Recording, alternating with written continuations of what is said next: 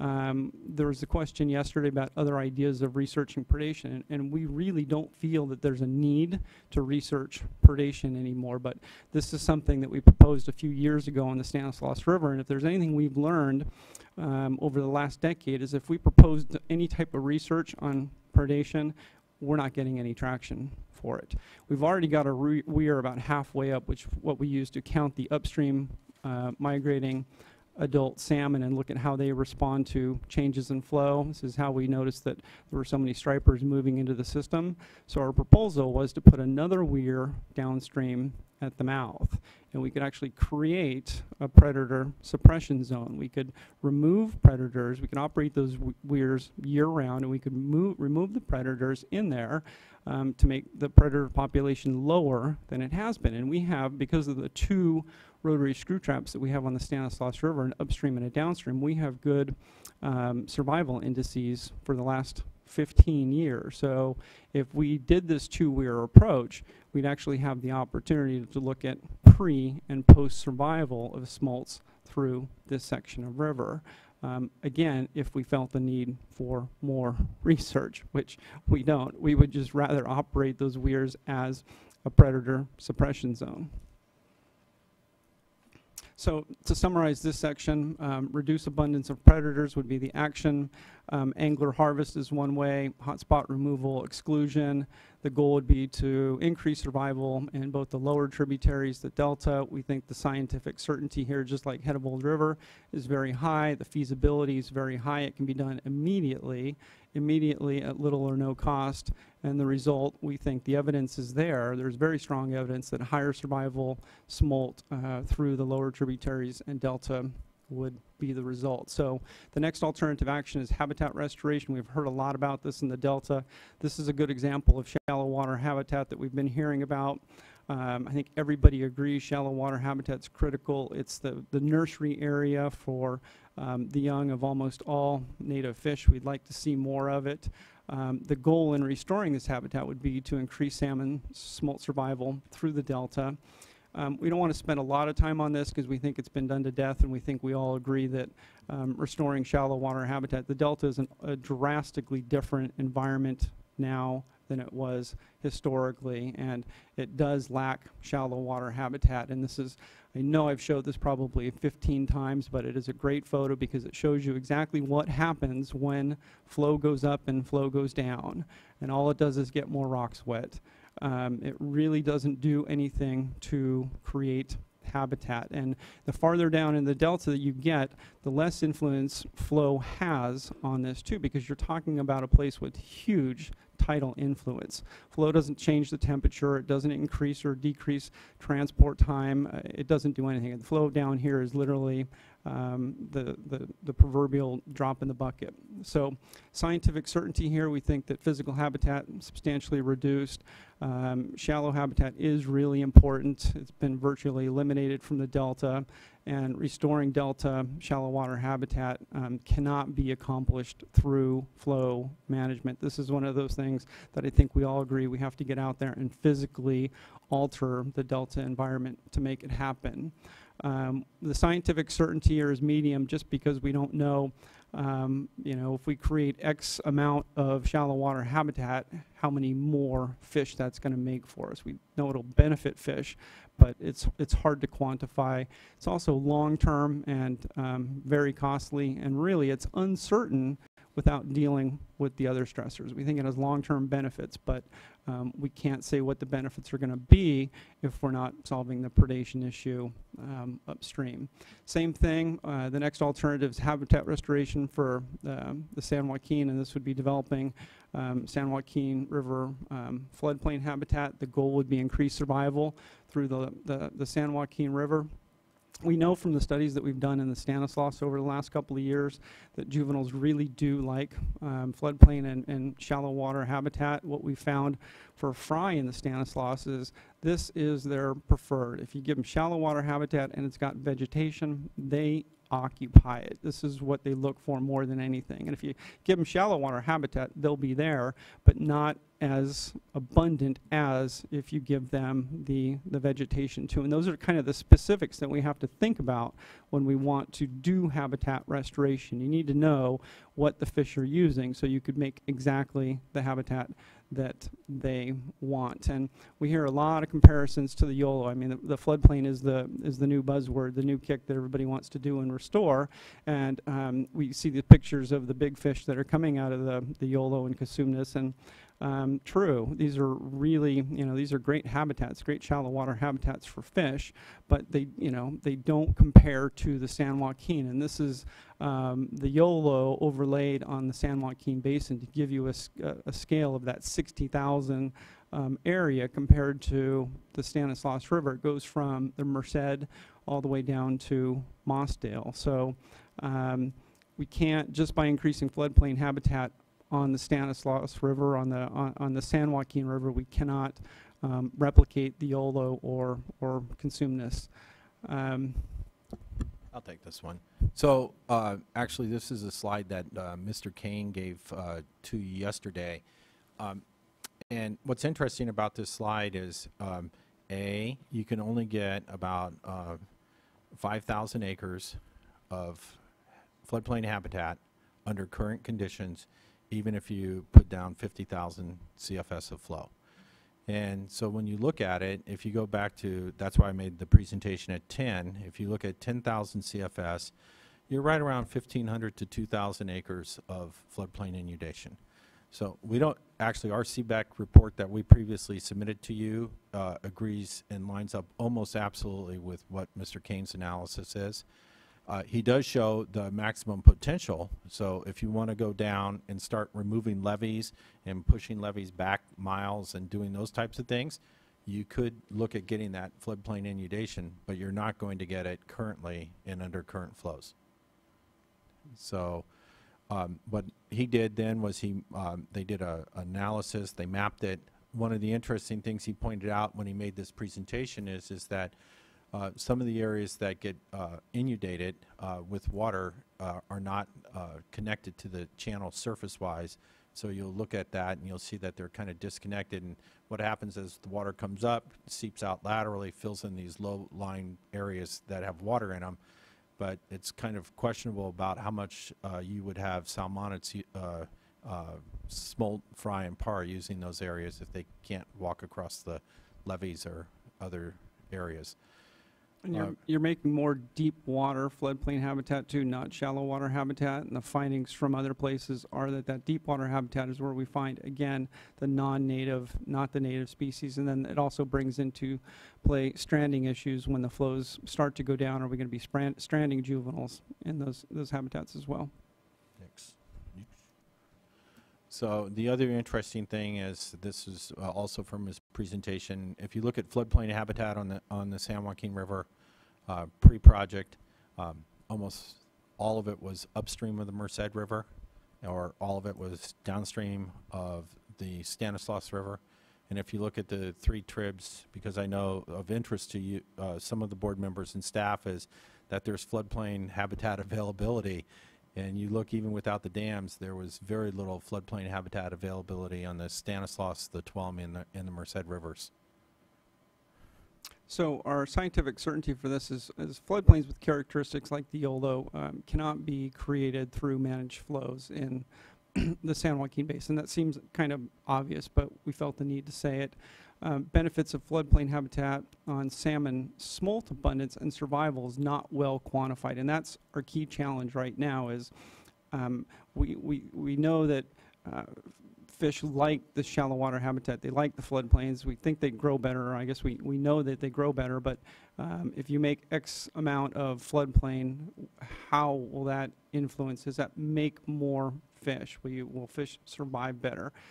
We know that larger fish have a tendency to survive better, but we still can't quantify it. And then juvenile Amicus just do not use floodplain habitat, and I don't know how this seems to work its way into some of the gray literature over the years, but You go back and you read some of the Moyle papers, and there's probably a half a dozen others that we presented to you.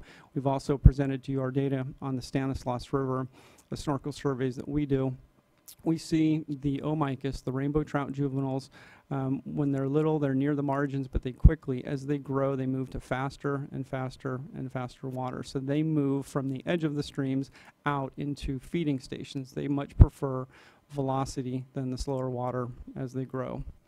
So the summary here is restoring floodplain habitat in the San Joaquin River to increase smolt survival. We think it's medium. Primarily because we just can't quantify the benefits, how much floodplain makes how many more juvenile Chinook, and the results here, it is uncertain without dealing with other stressors such as predation. And so the next alternative is habitat restoration in the tributaries, and this also takes me back to the beginning of my career in the 80s when it was screening. That was kind of the trend, is that we had to screen, fish screens were everywhere. We had to put fish screens on everything to save the salmon. Then after that, it became spawning habitat, and now it's floodplain habitat. And the goal here is to increase salmon smolt survival in the tributaries. And the biological opinion that came out a couple of years ago on steelhead talked about the need to make more floodplain habitat for steelhead. And again, we went into the fact that we've got evidence on the river that floodplain is not important to steelhead or to rainbow trout on the Stanislaus River. So that was issue number one. Issue number two is you're requiring more flows to make more floodplain habitat when you haven't done the modeling to determine that as flows go up, you're making more floodplain habitat. So this is when we hired CBEC to do the modeling for us.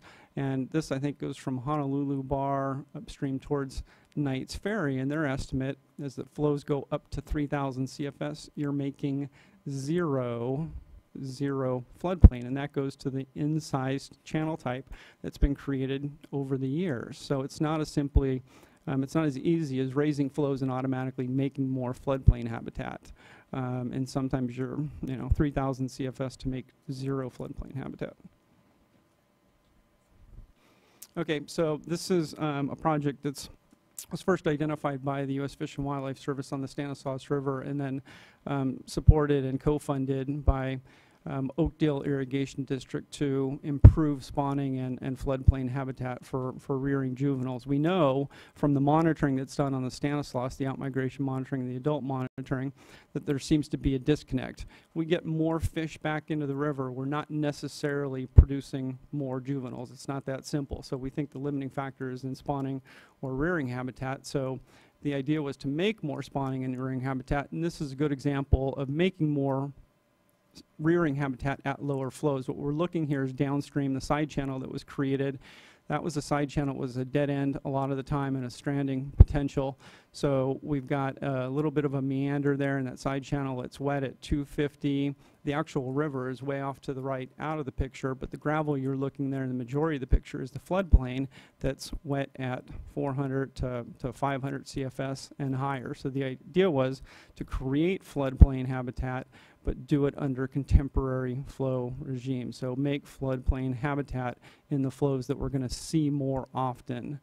And this is about a $1.1 million project. Again, U.S. Fish and Wildlife Service, Oakdale Irrigation District split the cost. Doug, So I don't mean to interrupt your presentation, but you guys have, I think, made your point on the floodplain habitat, and I think it illustrates a couple of things. Certainly, not all systems are created equal, just unlike people, which are all created equal. But part of this process that you're going through, Tim, with Mr. Baggett and this whole group of folks that's coming together, it's my understanding you're not talking about flows, but you're talking about other issues. To me, these are the kinds of issues that you need to come to us with and say, we don't agree necessarily on flows, but we have concurrence on the benefits of what Doug just said. And I'm not saying this to cut you off, Doug. I'm just saying what I think would be a reasonable expectation is to say, this isn't the YOLO bypass, but just as you've said, on these side tribs and the habitat that's created in, temporary floodplains and stuff, I think that's something that you need to come to us with on a platter and say, we don't necessarily agree about this, this, and that, but we're winnowing this down, and these are things we do agree on. I mean, I think, and I'm not lecturing to you, I just telling you what my expectations would be. Does that make sense? Or am I Yes. being unreasonable as normal? Well, you're always unreasonable, but no, that's all right. No, I was born that way. no, I would expect as we go through these processes, and actually we have a chart at the end that we tried to start to put together, is areas where people agree and disagree, and then start being more specific even within that chart about where we agree and disagree, so that you and your staff can see, you know, what are the sticking points in the discussion about what. See, I have, like with Mr. Kane's presentation, I have no problem with his presentation at all. In fact, I probably agree with it 100%, which is, but the question is, if we're going to take the next step, which is what he's saying, is blow out levees and do other things, okay, well, that's another policy discussion. So it's what can we do now? What can we do later? I would not give you dynamite or a bulldozer. I can tell you that all. That would be the most irresponsible thing I could think of. Right. You know, and I mean, and getting back to this, I mean, we as bureaucrats are guilty, as you well know, of gravitating. I think, Doug, you used the word, the buzzword. If you didn't, it meant the same thing. You know, we talk about something that's sustainable. We talk about something that's this or that. You know, we look at the Yola bypass, and it has a lot of pluses as far as floodplain habitat. You know, it's particularly on the southern end of it, it's not the most protective agricultural land in the world, and there's continuity with parts of the delta. And, you know, quite frankly, it's something you can look at and say, you know, this might actually work. You know, this might actually get done. And so do people get a little enthusiastic about it? Sure. Do they want to say, oh, Laughlin, Doug, how about some floodplain habitat where you are? I mean, it's a reasonable question to ask. Right. If your science and your research shows that it's not worth the cost of the water that goes through it, then that's, you know, what you're telling us here today. But I mean, we're not sitting here with our arms crossed saying, you know, you're going to have X number of acres of floodplain habitat, to Laughlin, or you can go to hell. I mean, that's not what we're saying at all. I mean, that's why there's a benefit to what you're telling us. Am I expressing myself all right? I get you. Well, no, it's like the head of Old River Barrier. I mean, it's been one of the most frustrating things for our side of the aisle for the last 15 years because, you know, we started out trying to get that installed and operate it, and then we had a biological opinion for Delta Smelt that it went away, and now it's back again. And actually, we've been lobbying DWR to get that away from the interim South Delta program, and let's get something built that we can operate and work so that when fish are moving down and through the system, we can be as protective as possible to the fishery as those fish move through. And if there's no dispute that it's going to, I mean, look at, this goes back to the flow thing. We can send down flow. Nobody in this room is going to stand up and say that we're going to get better salmon smolt survival at 3,000 as opposed to 4,500 and increase smolt survival through the Delta to the degree that we are with the head of Old River Barrier. There's just, it's not there. That one as well. I mean, Yeah. and I'm speaking for myself, my colleagues and I, you know, we can't talk anyhow, you know, I mean, we have to do things in a vacuum. But I don't care whether it's the San Joaquin system, whether it's the Feather, whether it's the Sacramento.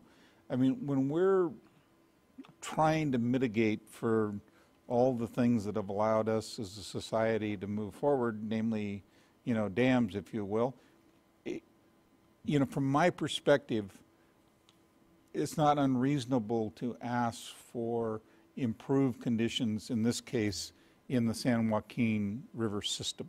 We don't disagree. And optimize the ability of fish to up-migrate, spawn, and have an opportunity for their smolts to reach a point.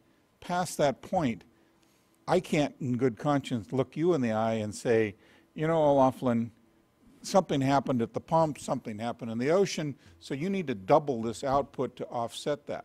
I mean, that's not the way I view it.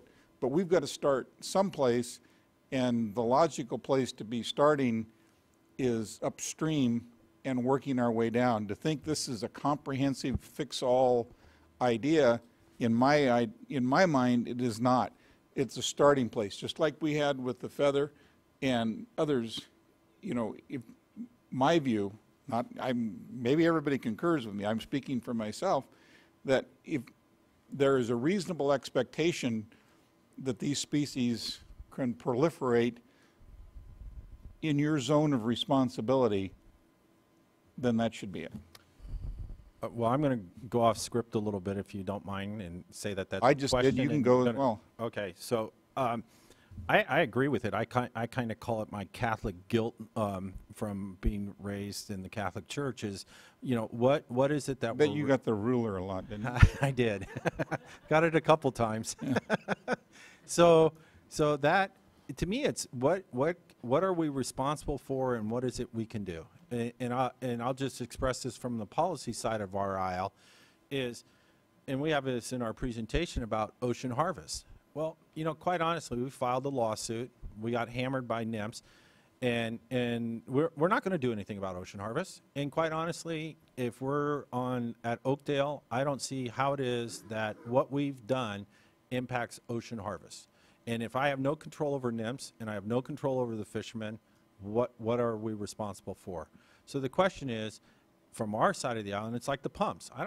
Quite honestly, they have their issues and their problems. It's not our responsibility. I'd quite honestly like never to hear about the pumps again. So what is it that we can do to make things better? And in my mind, it's kind of a threefold approach if I was to look at the San Joaquin River.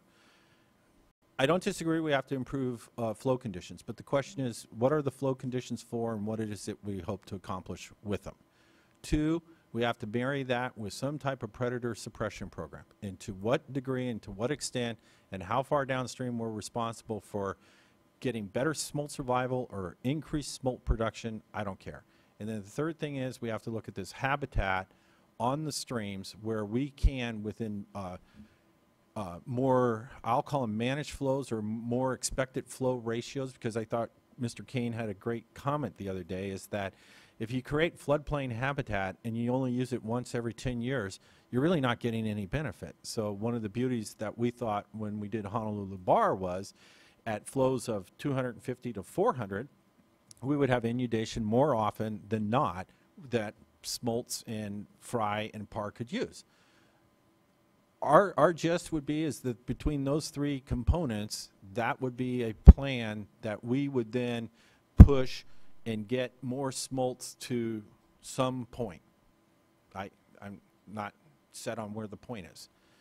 And then I don't want to hear about low salinity zone and all the rest of it.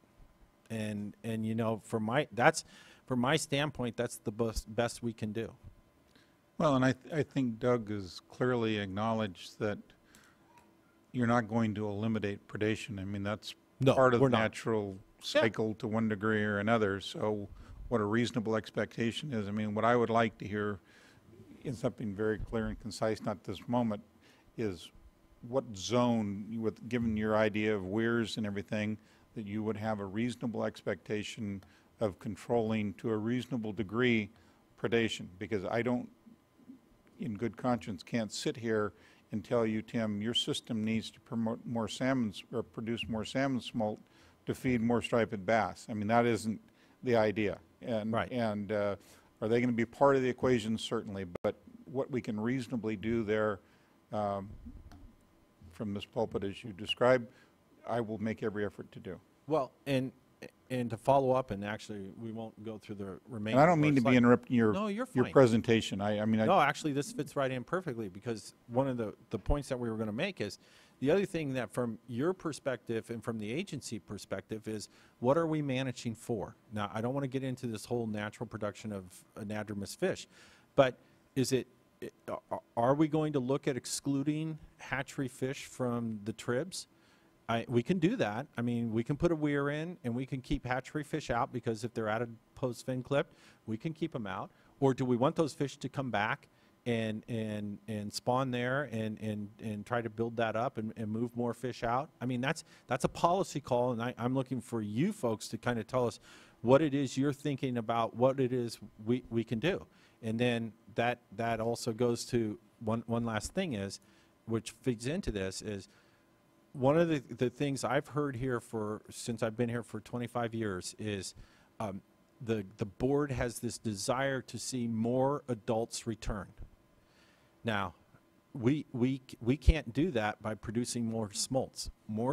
Just because we produce more smolts and more smolts survive to Mossdale doesn't necessarily mean that you're going to get more adults back, because with conditions in the Delta and with ocean harvest, as you saw earlier by Kramer's thing, you may not get more fish back. But if you're happy saying that public trust resources are protected by us to the extent that we get smolts to a certain location and we do something for them, then that would be wonderful. Well, it would help if you had enough water for the adults to return if they needed as we well. got I that. mean, I don't want to just, I We don't got want that to just one. talk about But I'm not going to smolts here. send all my water out past this If- Golden Mike, Gate so they can to cheer. reiterate what I was saying, you know, if you have the flows and the conditions that would allow those adults to return into your system, We do. I would be satisfied. We do, and we have cold water. And there's to things that meet we it. all acknowledge, or I certainly acknowledge or concur with you, that are beyond your control that might prevent those salmon from ever having the opportunity to return. I don't think that absolves you of say, you know, if you say, Oh, no. Grader's going to catch all the adult salmon, so I don't need to have any return flows, that's not going to fly. Oh, no. You need adequate flows to bring the salmon back and to have spawning habitat available for them. And you need cold water to do that. And we can do both of those. That's just my personal opinion. We want to show you one slide and then we're done. Okay. This one? I want to see the last. Yeah, we're going to show you this where we agreed. Your last slide that has everything all together. We should look at this one. No, I don't want to look at that one. Be nice. Okay, what'd you do with that one? Did I interrupt didn't you do it. then? There it is. There, that's what I want. Okay. Okay, you're welcome. So, Doug, if I ruined the continuity of your presentation, I apologize. no, I do. no, this has been wonderful. I think we need a dialogue. We started this, and it actually needs to be broken down even more. But what we're trying to do is to find areas where people agree and disagree, and as we backfill this and we saw this as part of Brock's charge, which is, you know, where do we agree, where do we disagree, and if we disagree, what is the disagreement, and then what is the science that supports the disagreement? And so we started going through, and this is a very simple chart, but this is something that we think would be helpful for everybody as we go through these processes, is that if we agree on something, if we agree on floodplain habitat, check the box, let's move on down the line and move on to other things and other issues. So that's all we tried to do with this very simple chart. But this is backed up by actual citations, and every box has citations in it and so forth and so on. That's it. Why do you have disagree with American Rivers rather than somewhat agree or disagree? On which one? Habitat improvement. Oh, no, the disagree is not, we agree entirely with, and this is why we have to break it down further.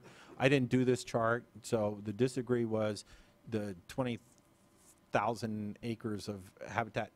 I don't know if it's agree or disagree, we just don't even have a position on it. But our statement is that you can't get there from here. So the chart needs to be broken down. So even like on flows, you have managed flows, you have pulse flows, you have summertime flows, you have fall attraction flows, and just start breaking down where people think we need to be and how that works. Because one of the problems with your process that you're currently in is that doesn't address the salmonic needs for the remainder of the year, plus the water costs for the remainder of the year. So that's it. Thank you very much. Thank you. So when are you going to break down this chart even further? We're going to do that in the next month, and after all these comments have come through and we get the videotape back, we're going to go back through it again and then make another submittal to you by next month probably. Right, and you need our encouragement to get people to address these blocks. Let us know. Yeah, no, if anybody has, I mean, this will get posted at your website, and I think to the degree that people start commenting on these various blocks, it would be helpful, like, you're crazy, we don't agree with you at all, or no, we do agree with you, or we find this, or you overlooked this. And because my problem, and I've expressed this to the board before, one of the problems with these processes, and it's not your fault, we talk at you, but we don't talk to each other. And the problem currently that I see with the Bay Delta processes is that there's little or no interaction among the participants in the Bay Delta process to sit down and sit across the table and talk about these issues and see, you know, where we do and don't disagree, because most of the time we're in front of you. And quite honestly, people are pitching their positions. And that's, that, I get it, You but do it's that not a little bit yourself. You have to give him some points for trying. We're done. Thank you. Thank you. I'm glad you could end that with a smile, O'Loughlin. We're going to take a break until a little about 5 after or so, and we will resume. Thank you.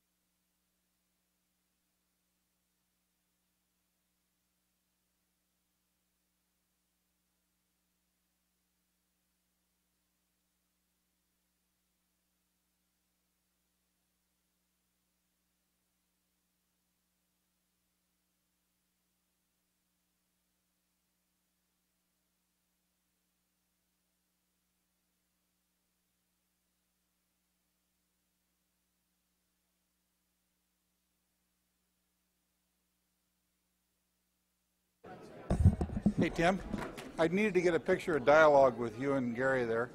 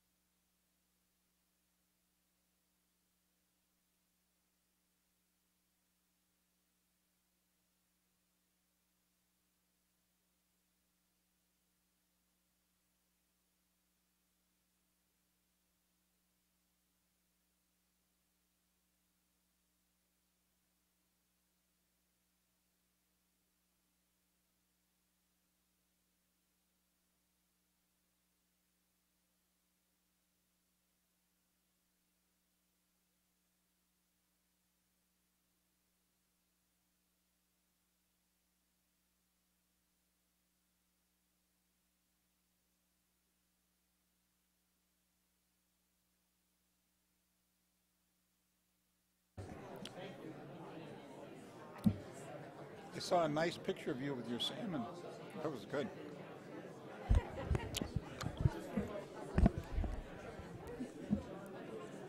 You know, as much as I enjoy seeing people being congenial and smiling and everything, we need to get going. Hello.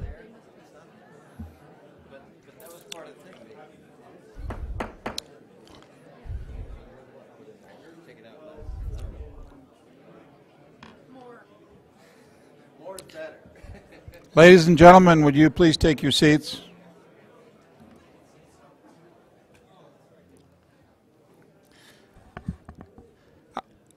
I hate to interrupt what's probably the most productive part of the day, and that is all of you getting together and having a conversation. And I don't mean to be cutting you off, but we do need to get going here.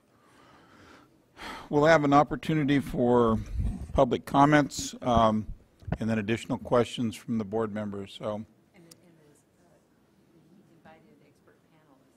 and the invited expert panel is going to be here as well. If any of you have not submitted a blue card, you'd like to speak, please bring it to the front of the room. Deirdre Desjardins.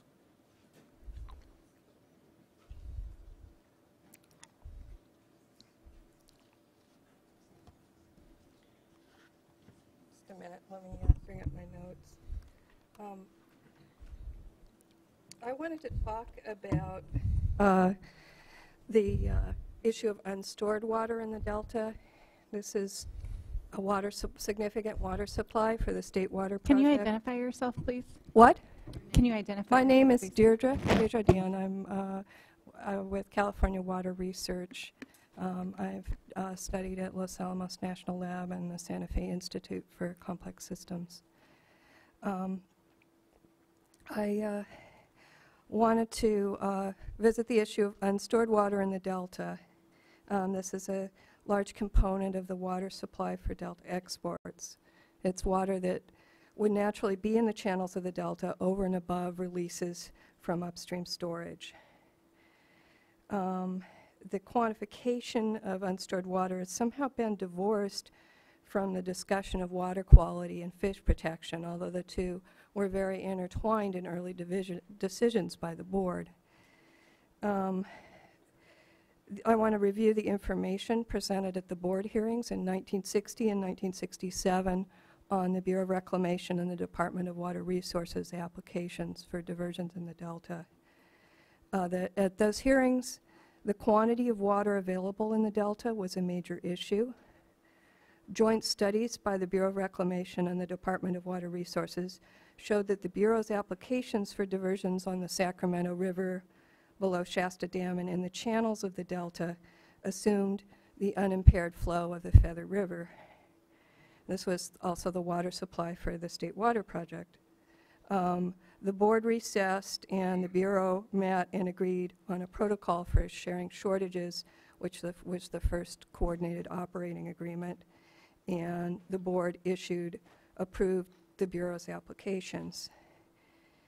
In 1967, when the hearing on the Department of Water Resources applications came up, the board was considering only approving the application for diversion of stored water from the Feather River because of the issue that the Bureau's approved diversions might be taking up all of the unstored water in the Delta. And the Department of Water Resources produced a study showing that with augmentation of the water supplies in the Sacramento River of 900,000 acre-feet from the Dos Rios Dam on the Eel River, that there would be sufficient water. But as we know, that project was never built, and the board has never revisited the issue of the water supply for diversions of unstored water. To further complicate this, the board also originally barred diversion of unstored water in the Delta in the months of July, August, and September because studies by the U.S. Bureau of Reclamation indicated that no water would be available during August and only infrequently during July. A study by DWR indicated that September was also a month of questionable supply. So the Department of Water Resources filed a petition for reconsideration of D1-275 and of the season of diversion. They produced a study indicating that not all the in-delta diversions were being used at the same time, and that some of the upstream water rights were still in development. And their study showed that in 1 out of 5 years, water would be available for diversion. This water supply study, the assumptions were never checked. The board assumed that it was sufficient to show that water would be available in some years, and so they approved the diversion. But as we know, there's diversions of unstored water now in every year during these months, wet or dry. And the board's never revisited the issue of the surplus water available of the channels of the Delta in these months. I wanted to point out that right now the Department of Water Resources definition of surplus water in the Delta is circular. It defines surplus water as existing when export limits allow diversion of more water than is being released upstream. As a result, there's many times when diversions of water are so high that normal outflows from the channels of the Delta to the lower Sacramento River are reversed. These negative outflows aren't captured by the Department of Water Resources definition of Delta outflow, which includes the entire flow in the main stem of the Sacramento River. I did look in day flow. The closest variable to outflow from Delta channels to the lower Sacramento River and Suisun Bay appeared to be a variable called West, which captures the flow past Jersey Point. And this variable shows prolonged high negative values starting in the mid-1980s. I wanted to point out that this was a time of many of the negative step changes you've seen, including permanent reductions in populations of pelagic fish, reduced Secchi depth, which may have indicated a significant reduction in plankton in the Delta, and as well as a population explosion of corbula in the Suisun Bay.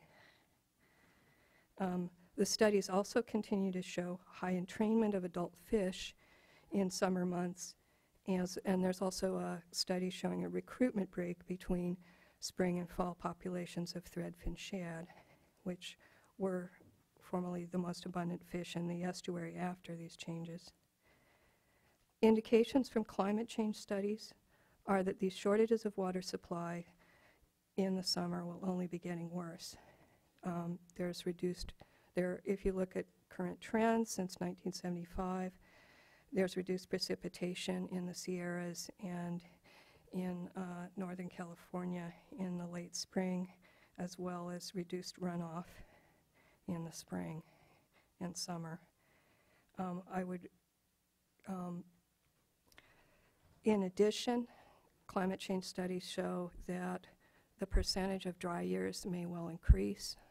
There's 2 studies that just came out from through the California Climate Change Adaptation Study in 2012 and 2009, which I cite in my written comments, that show that we will likely see a reduction in the percentage of wet years and increase in the percentage of dry and critically dry years, starting now and very marked after mid-century. So I think these problems have been long-standing. I think they're getting worse, and I would urge the board to include review of issues with the water supply for exports with its review of water quality standards, and, as well as requiring reports of quantities of unstored water that's diverted by both projects and distributing these reports. Thank you very much. Leah Orloff.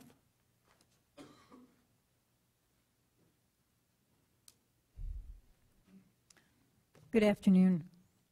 Leah Orloff, Contra Costa Water District. It doesn't bite, don't worry. Well, it's going to reverb a little at me. So you heard our key input this morning from Deanna Serino, but I wanted to take this opportunity to provide a brief response to a few of the things that we've heard in yesterday and today. First, in response to your question, Chair Hoppen, about whether the increased salinity that we've seen in the Delta is due to climate change, the answer to that is not primarily. The increased Delta salinity that we've seen in the last 150 years in the historical record is primarily down to channelization, land use changes, and water operations, including, of course, diversions and reservoir ops. Second, in response to the board's question about tidal marsh restoration and whether the salinity intrusion effects are being considered, our answer to that is we certainly hope so. CCWD takes every opportunity to remind project proponents that they need to consider these things. And in particular, with respect to Sassoon Marsh, we're following it closely because some of the projects in Sassoon Marsh will increase salinity intrusion. Some of them will act to repel salinity. It depends upon the location and the connectivity to channels and bays. So we'll watch it. And of course, you know, this is our direct interest is on drinking water quality at our intakes in the Delta. It also has ecosystems effects. And finally, I want to respond to several comments that we heard yesterday about increased Delta cross-channel closures. And there again, you have the potential to increase salinity in the interior of the Delta. So the DCC closures can have beneficial fish effects. They also have the potential to have adverse fish effects in one way by contributing to reverse flows on the San Joaquin, which, as you heard yesterday, are not necessarily the best thing for fish. So when considering DCC closure, additional DCC closure, as with so many other things, there should be a careful balancing of the beneficial uses. Thank you. Thank you, Leah. Kayla Hirschbein?